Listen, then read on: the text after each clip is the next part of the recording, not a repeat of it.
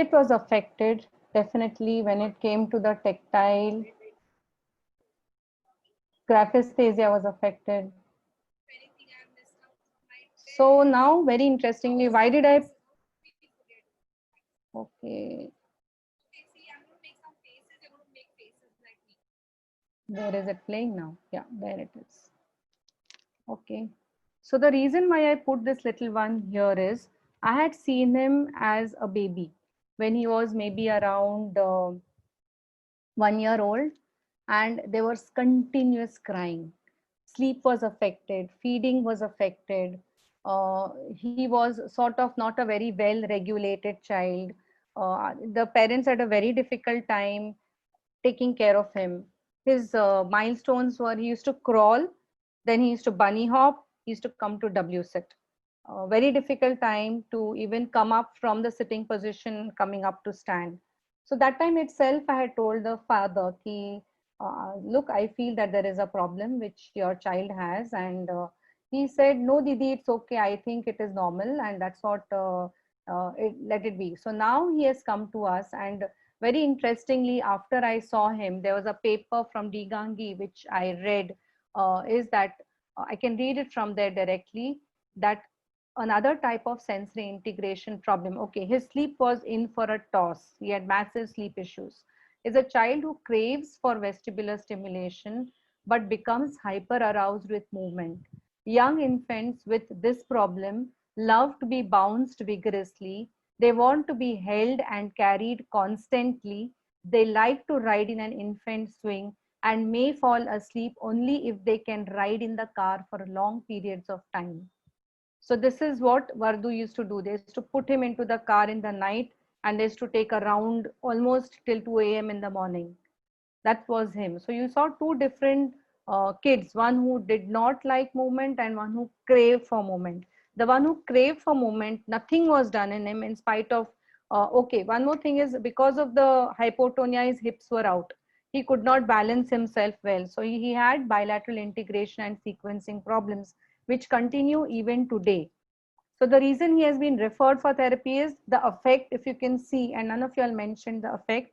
The affect is a very important part of the entire thing. We talk about arousal, definitely affected in both the children. You look at the affect, that was definitely affected. Attention, definitely affected. What we all spoke was action. And needless to say, as therapists, first always look at that substratum, which is the foundation of all your sensory integration, and that is arousal. And very importantly, vestibular system affects arousal without any hesitancy and um, without any problems. We can say that. What has happened to my PPT, my dear?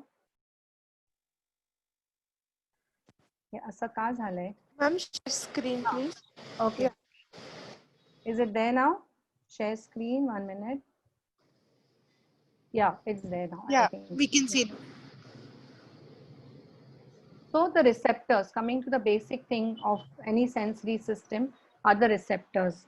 So the detection of the gravitational force. So it is vestibular system is all about detection of gravitational force, which requires specific receptors in charge of detecting linear accelerations. Two otolithic organs of the vestibular system. All of us know them. The utricule and the saccule achieve this function. These gravity receptors utilize a layer of otoconia. The details I think Dr. Vishakha will be speaking about, which consist of complex arrangement of minerals and organic substances that lies over the sensory receptor areas. It is the shearing force produced by the inertial mass of the otoconia displaced against the stereocilia of sensory hair cells, which allows the detection of the linear accelerations and the gravity. Okay, so those are the receptors. So what works? Okay, so when you want to relax the child, when you want to get the child to calm down, it is slow rocking movements, all relaxation games. So you can give simple relaxation music, close your eyes, sit still, let's count to the to 10, maybe let's count to 20. So slowly increase from 5 to 10 to 20 to 25. And the mouse posture, we'll go into this a little bit in the next slide. And can I have your attention, please? So if you want the child to actually do work on the hyperarousal, then you can get the child to spin. But how much spins? Not more than 7 to 10 times in one direction at around 1 spin revolution per second, then stop and briefly spin in the other direction. You can also give swinging games, that is 15 minutes of swinging can have a 6 to 8 hour effect on the brain. So when you're working on the vestibular system, you have to be really, really careful of the amount of input what you're giving to the child. So now activity time. All of y'all, I request all of y'all to first stand up. All of y'all stand up. Y'all can see me, right? Yeah. Yeah. I will try to stop share. I think that's better.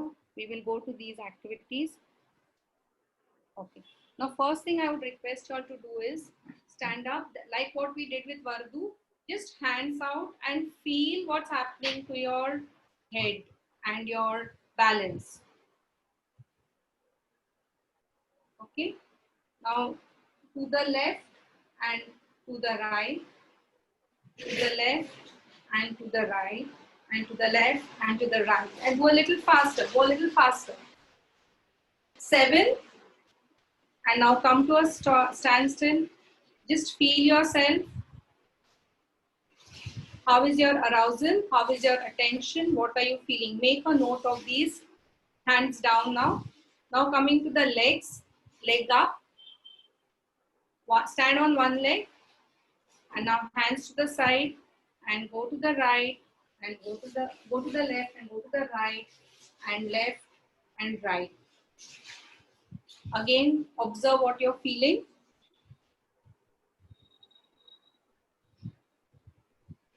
Okay, the other leg. The same thing, left, right, left, right. See, I can't maintain balance on my left leg. My hip is bad on the left. Okay. So now tell me, what do you all feel? We'll go to the next posture after this. What did you all feel? Did you all feel alert? Did you all feel sleepy? What happened to your arousal? What happened to your attention? Alert. Yes. Good. Fully alert. Felt alert. Alert. Yes. So this alerted you, right? Good. Alert and focused. I'm so happy. Thank you. Alerts with fast movement. Good. Alert and stable. Wonderful. So now coming to the next posture. Just look on the ground. Again, if you all can see me. Yes, ma'am. I'll be down. So I'll put it into speaker view. Yeah. So I'll be down on the ground and you just observe what I'm doing. So this is what we call as the dog pose in yoga. Can you see me completely there? Yes. Yes. And now in this position, try to put your right and left, right and left, turning your whole body. Do that. Left. Okay. Right and left. Try doing it by yourselves if you can and see what happens to you. Okay, so that is one vestibular form of stimulation. And the second, what I would like you all to do is, what they had mentioned is the mouse posture. So when you go into the mouse posture, it is sitting on your knees, on your ankles, and slowly relaxing with your chin, trying to touch the knee.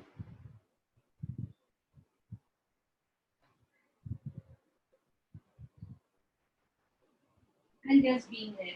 So this is something what is known as the mouse posture. Now, if you have a child who is very, very skeptical about movement, like what you had that little one in the beginning, the first thing what I gave him was complete flexion into my arms. You saw that. And he completely relaxed because he did not have to work against gravity to maintain his head into extension. Okay, so whenever you want to calm down the baby, if it's a bigger child, you can use the mouse posture. Yes, what are the benefits of these activities? So these are examples of vestibular system and how you can work on hyper. So when we talk of any system, whether it is tactile, whether it is proprioception, vestibular, there are two things. They can go into hyper or they can go into hypo. A system can be hyper responsive, a system can be hypo responsive. Monica, you're jumping. Are you a hyperactive baby? Jokes apart, we are going to do the vestibular system in two parts. We are just beginning. Let's take baby steps and walk forward. Okay, so these are examples. What I wanted to cite was just examples of how we will quote them when we are taking the babies in the next, or when we are talking of BISD, and we are also going to talk of autism and ADHD in the next talk which we are going to have. So these were just examples, and I want you all to go back and practice them, and each of you all are going to give me a feedback what is happening. Okay, all the postures what I showed you. Now share screen, share.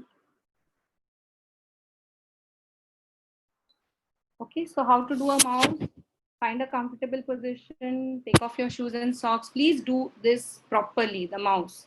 Take deep breaths and lie very still, shut your eyes. Once you're curled up into a mouse pose, encourage your child to squeeze the muscles, as if you're into complete flexion, like a neonate, okay? And just be there still. So this is the posture which is going to calm your vestibular system. If you want to alert your vestibular system, then you can go to the next one, which is a doggy pose. The doggy pose, and then give the left and right, and then you bring the child to come to erect, and you get the child completely alert. So when you're looking at a range of arousal, and when you're looking at 5 to be the optimum range of arousal, and 10 which is going to be where the child is going to jump around and not going to sit in one place, and 2 and 3 where the child is just like Vardu, not wanting to move. He's like slopped there, or he is up there. There are two variations which he shows us. So how do I find the equilibrium in that? Is it only by working on movements? Let's see how. So functions of the vestibular system, it definitely means that we are going to look for good balance, as all of you all have told us and I've mentioned. It also improves the visual tracking. That means you can maintain a steady visual image while watching a movie and also working with your hands.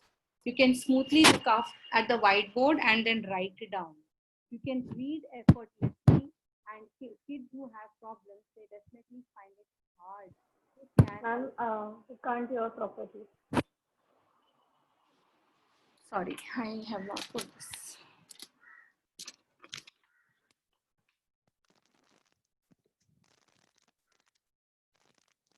Also contributes to development of muscle tone. Okay, so either the children can be like what you saw Vardu, he had his hips were very I won't say dislocated, but very unstable. The tone did not develop very well in him. So I had to give him pro-raps, I had to give him activities, because I'm here and he used to live in Chennai.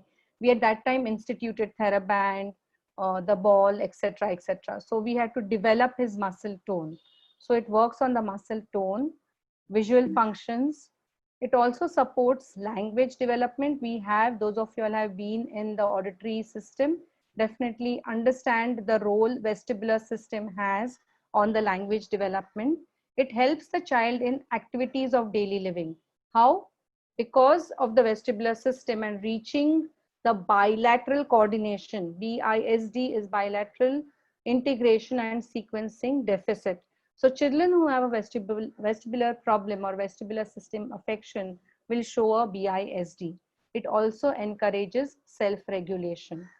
Now parents concern, which they come to us when there are babies, the one who came to us, our baby won't sleep and we have been up all night for the past 6 months, nothing works.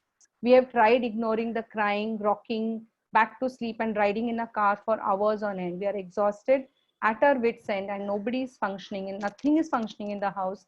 Now almost in the last couple of weeks I have got parents of kids who are small, who are maybe under 6 months, 0 to 6 months, having this concern. So young infants with this problem like to be bounced. Obviously, the mother is going to do that, an Indian mother who is definitely going to be, carrying the child constantly till the child falls asleep. So some young babies with this need also want something like vibration. They calm down with vibration. This is from another paper which we read. Although the child needs vestibular stimulation, they become overstimulated with the movement, and they definitely find sleeping a big problem. So coming to the next parameter which the vestibular system works on, and that is sleep. The influence of vestibular and the auditory stimulation on the oculomotor output during the rapid eye movement in sleep was studied in both normal and children with autism.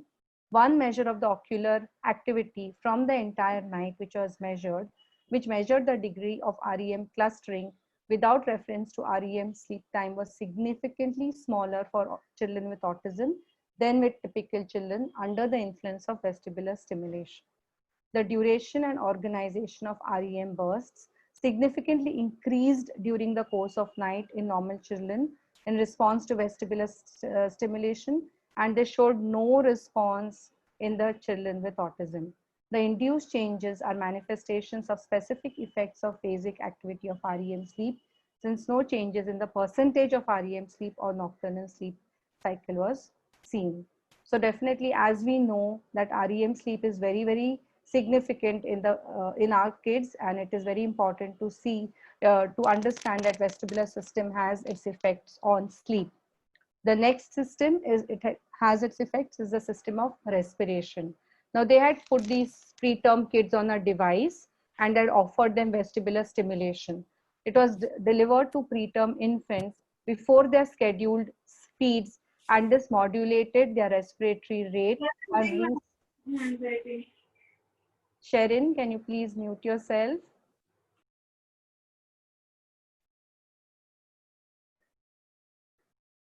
This modulates the respiratory rate and resets the respiratory central pattern generator. So this is from a article which we had read in the last week, that is effects of vestibular stimulation, rate and magnitude of acceleration on the central pattern generation for chest wall. It's a beautiful paper. Go back and read it. It also works on arousal, as we said, and as we also experienced, the linear activities, that is the forward to back and head to toe rocking, swinging, coupled with low frequency sounds, are calming and serve to inhibit the reticular activating system via the vestibular system. Having come up to here, now I invite Dr. Vishakha to take up the basic anatomy and physiology of the vestibular system. Thank you. Dr. Vishakha is with us, and she is working for the Wadala branch of SNEA, and she is very good as an academic therapist as well as a clinical therapist. Thank you, Vishakha, for sharing today's session. Yes, ma'am. Hello, everyone. My name is Dr. Vishakha.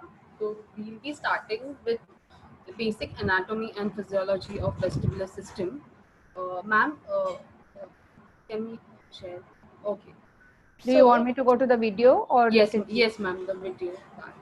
Okay, so we are when we were studying initially, so we will always be scared of this system, like the vestibular basic, its anatomy and the physiology part. It's very complicated, but yet it's very interesting. So what we'll see, there are two parts and the important aspects which are part of the vestibular apparatus. One is the semicircular canal and the otitis. So here's a small video which will give an overview about the anatomy of the vestibular apparatus. Ma'am, please play the video.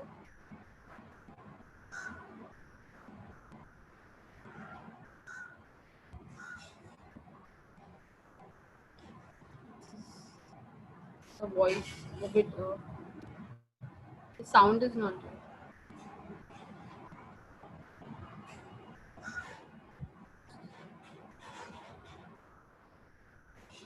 Keep our balance, stabilize our head and body during movement, and maintain posture.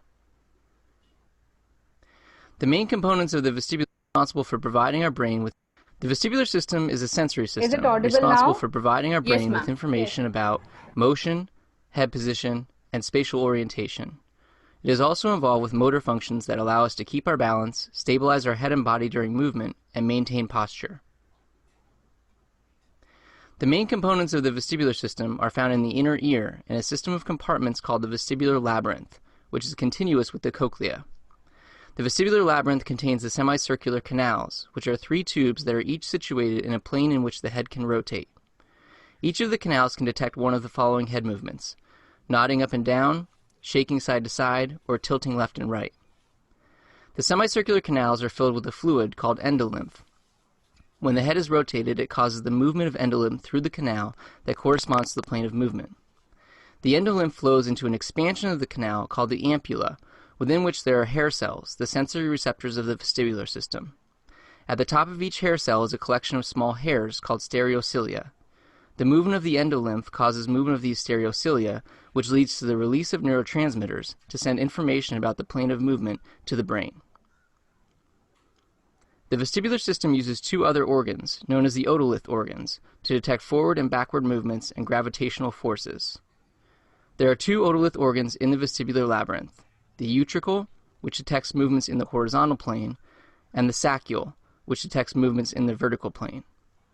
Within the utricle and saccule, hair cells detect movement when crystals of calcium carbonate called otoconia shift in response to it, leading to movement in the layers below the otoconia and displacement of hair cells.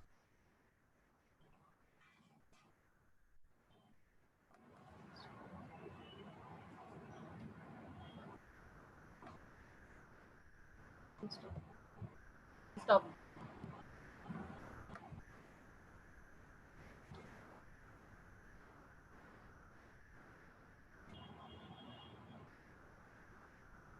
Okay. So basically, what happens? Okay, the semicircular canals, which are oriented towards each other. So there All are right, Ninja 3. Nerds, in There this are video, we're anterior. going to There are talk about the vestibule. So again, if you Ma'am, guys you haven't need already to seen it, close please go the watch either the anatomy of the inner ear first, then after that, go and I'll watch do the that. cochlea. I'll do that. Okay, because now what we're going to do is we're going to talk about the vestibule, and then in the next video, we'll talk about the semicircular canals. Okay, so we're going to dive right into the vestibule. All right.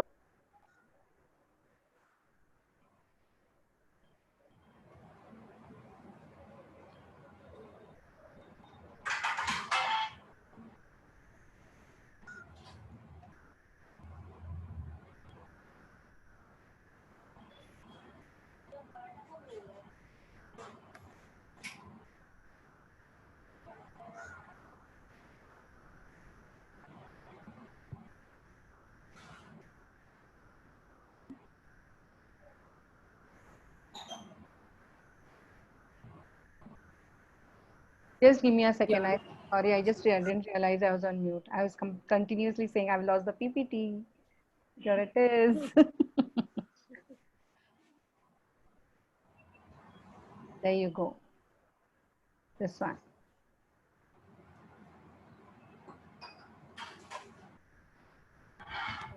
So the first initial part which we have studied was the peripheral system.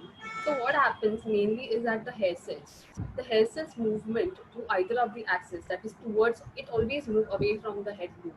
So if your head is moving on the right side, it tries to move towards the cynocelia. The stereocilia tries to bend towards the cynocelia. This movement causes a movement called as hyperpolarization at one end and depolarization at one end. This movement causes the mostly push and pull mechanism at the vestibular apparatus, which causes a sensitization of the system. So what happens basically at the brain system? So brain level. So how does the impulses are mainly transferred? So if you are doing, for example, in this picture, if you see that there's a movement, the child is moving on a swing. The receptors in the inner ear goes to the impulses to the brainstem, then to the thalamus and the cortex, oculomotor nuclei, spinal cord, as well as the cerebellum. So how this together play an influence in maintaining of the balance. So at the thalamus and the cortex level, what happens? It interprets the input, plays a role in motion perception and spatial orientation. At oculomotor nuclei, it steadies the eyes as the head and the body moves. At the spinal cord, influences the muscle tone and postural adjustment. And cerebellum is the coordination of eye control, head movement, and the posture. So this all together is related to one activity and how the vestibular system plays role with each part of the nervous system. Basically, with this, there is a cortex which helps upon his learned behaviors up to modify or maybe to change this type of the activity. Okay, next slide. Okay, so this we go in the in utero type of development. At about 1.5 months, we see that the semicircular canal primitive starts appearing gradually. By week that is 14, the sensory innervation of vestibular system organ is complete. At about 4 months, the myelination of the nerves is complete. At the fourth is the vestibular system is completely functional by week 21 to be precise. Then in the fetal, during the pregnancy, the preparation of the vortex and major stimulant is mainly to the vestibular system. So vestibular system function and responses begins majorly by 5 months.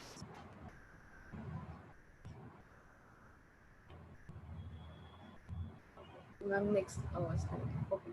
So in utero development, normally what happens ki, whenever we ask everyone, see ki it is how the development is mainly occurring at each level. So how we in at the level of the fetus, the vestibular system starts developing at second gestational week, and complete maturation is achieved by fourth postnatal week.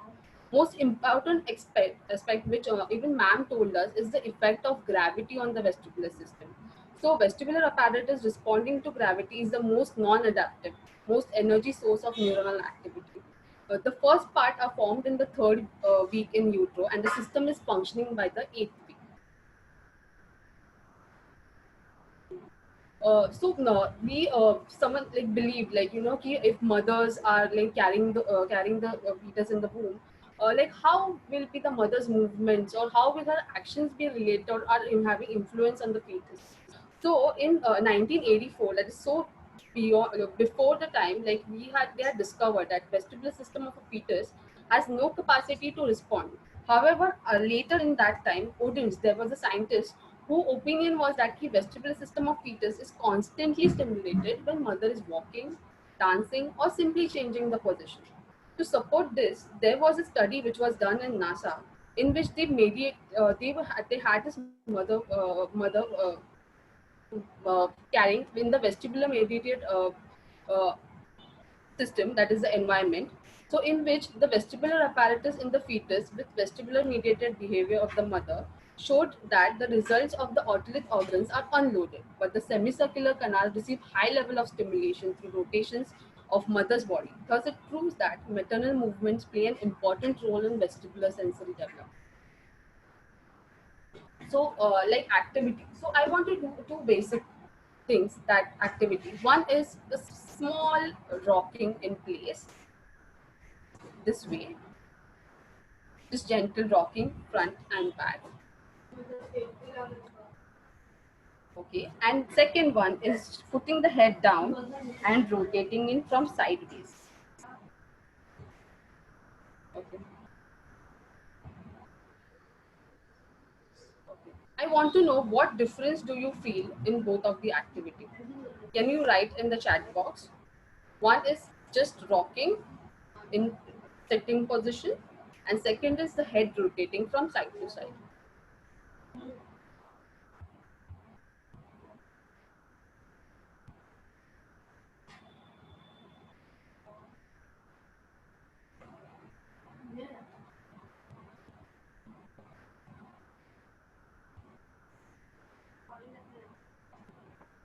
So what difference do you feel in both of the activity?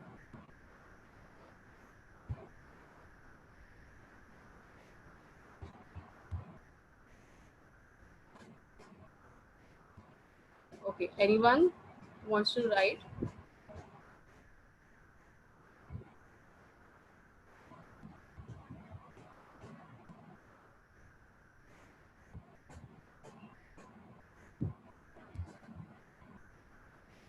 Yes, so Meghna has written and that it gives a calming effect. Uh, Movement, Kanishka has written it feels a little dizzy with head down position. Yeah, that is completely right.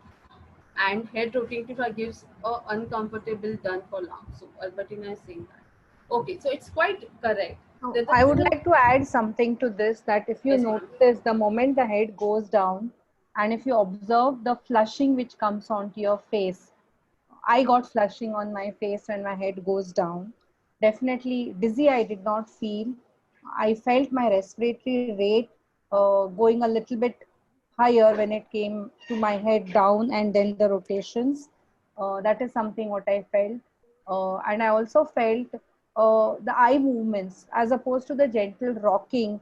If you see, even when you're sitting and you're rocking, your eye movements, the gaze involved in head, yeah, gaze is involved in head movement side to side, definitely.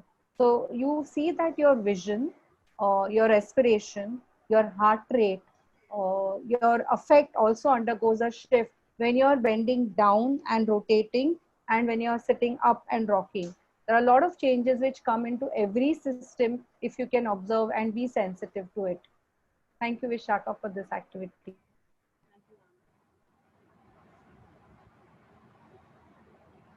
Go next slide. Next slide, ma'am.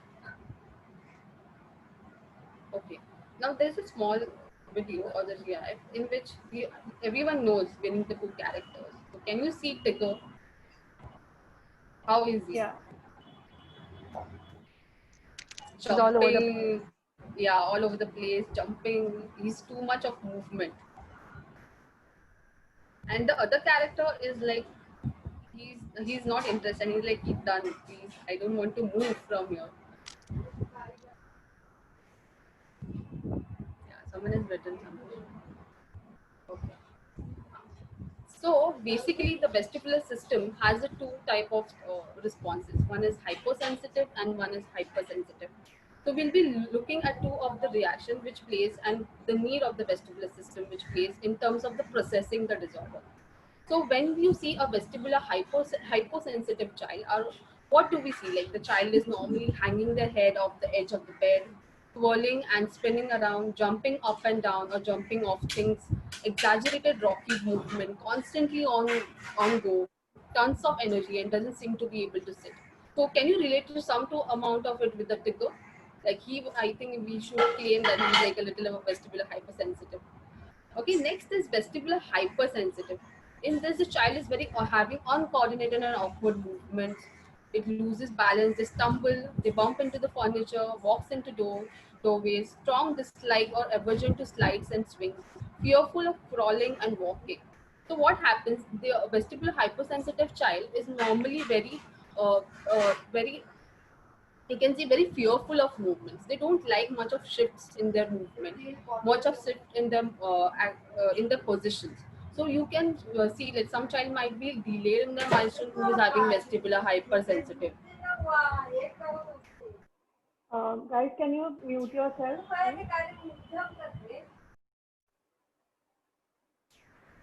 Okay.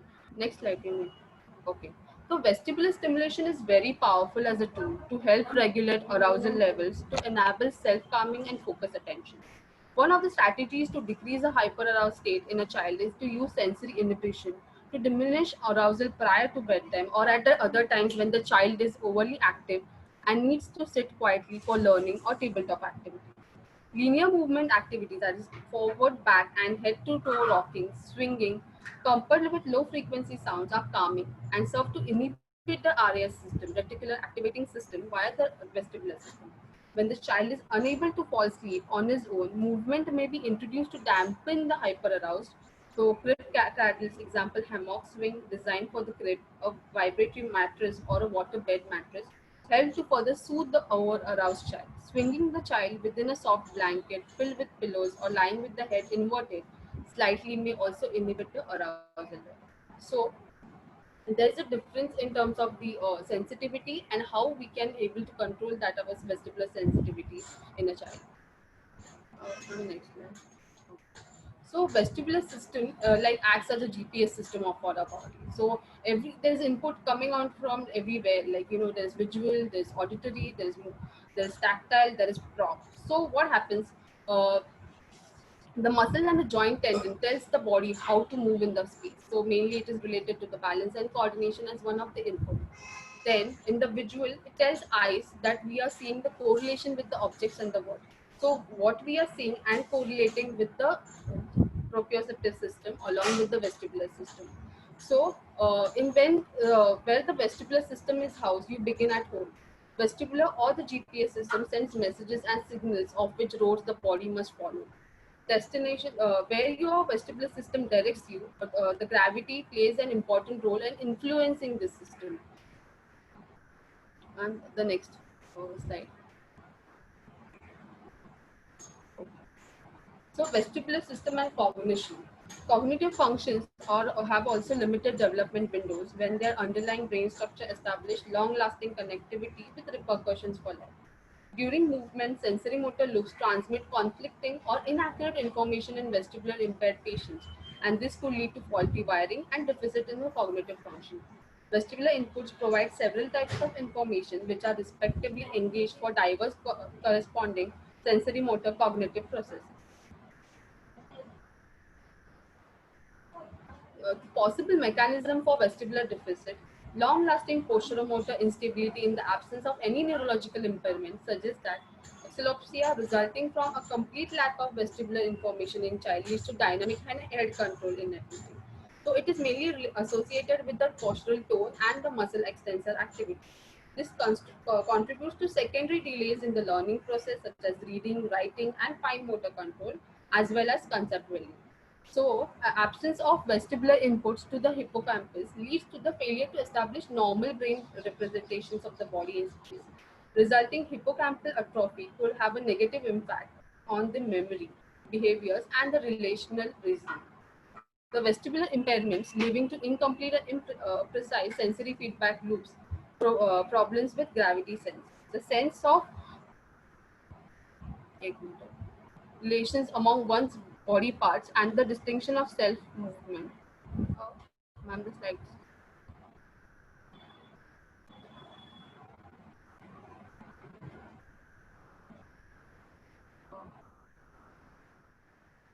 Sorry, my laptop just gave way. I hope you all can see now. Is the PPT seen? Yes. Yes, ma'am. Yes, ma'am. It can be seen. Okay, the distinction of the object movement could lead to impairments in the acquisition of the knowledge through such sensory motor feedback and interactive behavior. So, how this mechanism of vestibular deficit affects the hippocampus as well as to that of the behavior has a correlation with the cognitive aspect also. The next slide, please. So this is you can see a different child. This first child, you can see continuously doing extension. So you could, I can relate this to what happened in the first half when I showed the two kids. This is somewhat like Vardu, what you could see, the big boy who is sloppy, who is not interested. I will read out his psychological report to you all after some time after she finishes. So we have to understand, and as parents should be aware that vestibular system does play a very important role in the first 6 months, and what happens in the first 6 months and first year affects the inenterity, their learning and academic performances later. So looking at this, Vishaka wanted me to cover on the vestibular system and emotions. There is a network which is known as the PAPEZ network, PAPEZ. So this network specifically was discovered in 1937, and it is said to have there's a connection between the vestibular system and the limbic system. So there is always the amygdala which is there. There's a hypothalamus which is there, and there is the third part which is the hippocampus. Now, when you're looking at these areas, the thalamocortical areas, there is a strong sense of flight and fright which comes whenever a stimulus comes to the vestibular system, which is compromised. So obviously, when there is a flight and fright, your emotions are going to be affected. Very much so that if the child is not given proper stimulation, many of the times our parents give them screen time when they are scared or when they are sort of in a state of, I don't want to eat because I've just come back from school. So immediately the screen is given to them, and the children sort of fall into this effect which is not very emotional. So the emotions are not expressed by them. So either ways, either they become very expressive and they are sort of emotionally distressed, or they do not show emotions. So as you have the hypo and the hyper responsiveness in the movements, in the way the child moves, the same type of fluctuation or variability you also see in the emotions. And that's thanks to the proposed mechanism of emotion, which is known as the circuit of Papez, which was mentioned in a paper which came out in 1937. So the kids who come up again with the vestibular system not being handled either become individuals who are very sort of dependent on the other people for their own emotional stability, and secondly they become either they become non at all reactive. So the child whom you saw, Vardu, has a very flat effect. His psychological report is showing that he has traits of autism or traits of autistic behavior. So that's what it can do to you when you grow up. Vishaka, on to I you. think we can cover this next time. Next time. Yeah, I was looking at the watch Yes. and I felt Yeah. that we can stop here. And next time we will be covering the treatment and conditions Assessment. associated with the vestibular system. If there's anything what you all would like to ask and like to share about this session, you all can. We can give a 2 minute sharing or 3 minutes, or maybe you can write to us. Writing they never do. So maybe if you all can want to share something, when we have another 2-3 minutes, because everyone has their patience after this when I have to run.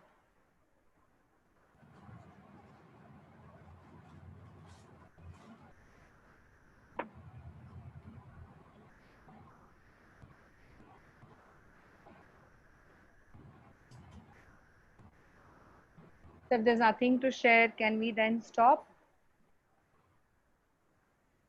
Ma'am, we are sharing the SI workshop which is coming Okay. up. Okay. Yeah.